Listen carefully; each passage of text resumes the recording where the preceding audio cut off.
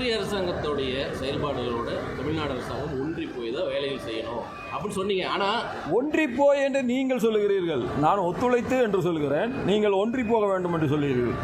மத்திய அரசோடு ஒன்றிய அரசு என்பதே முதல் தவறு. ஒன்றிய அரசு என்று சொன்னால் மாநிலத்தில் இருக்கிறது என்ன, பஞ்சாயத்து அரசா? யூனியன் கவர்மெண்டோட தமிழ் அதானே? அது எதுக்கு நீங்கள் அப்படி ஏன் செல்கின்றீர்கள்? அப்படி யாரும் சொல்லவே இல்லை. நீங்கள் வேண்டுமென்றே பிரிவினைவாதத்தை திணிக்கின்றீர்கள். இதனால் தான் பல்வேறு உங்களுடைய எண்ணம் தவறாக இருக்கின்ற காரணத்தால் தான் யூனியன் தமிழ் என்ன சொல்லுவோம். நீங்கள் யூனியன் உங்களை யார் மொழிபெயர்க்க சொன்னார்கள்? இதுவரை இல்லாத மொழிபெயர்ப்பை இப்பொழுது ஏன் தருகிறீர்கள்? இந்த அரசு இப்பொழுது வந்த பின்புதான் இந்த அரசு இப்பொழுது வந்த பின்புதான் இது போன்ற மொழிபெயர்ப்புகள் எல்லாம் வருகிறது. தயவுசெய்து நீங்கள் மிகவும் புத்திசாலி என்று சன் டிவியில் இருந்து கொண்டு கேள்வி கேட்டுக்கொண்டிருக்கிறார்கள். உங்களை விட நாடு முக்கியம், உங்களை விட இந்த நாட்டினுடைய ஐக்கியம் முக்கியம், உங்களை விட இந்த நாட்டினுடைய ஒற்றுமை முக்கியம்.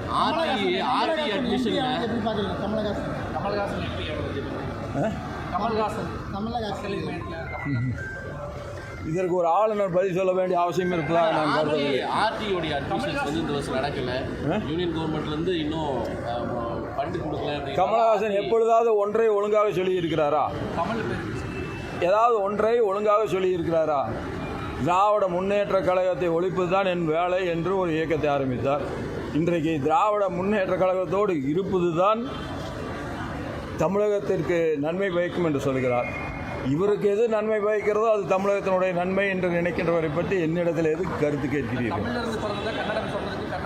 கர்நாடகாவில் பயங்கரமான எதிர்ப்பு வந்திருக்குது, அதுக்கு மன்னிப்பு கேட்க முடியாதுன்னு சொல்லிட்டாரு.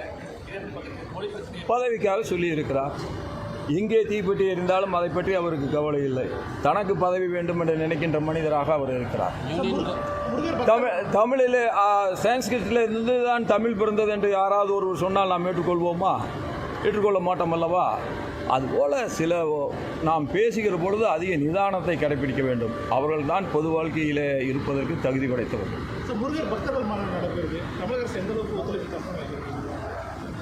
பக்தர்கள் மாநாடு நடத்துகிறார்கள். அதற்கு ஒத்துழைப்பு, அதற்கு பாதுகாப்பு தருவது மாநில அரசினுடைய கடமை.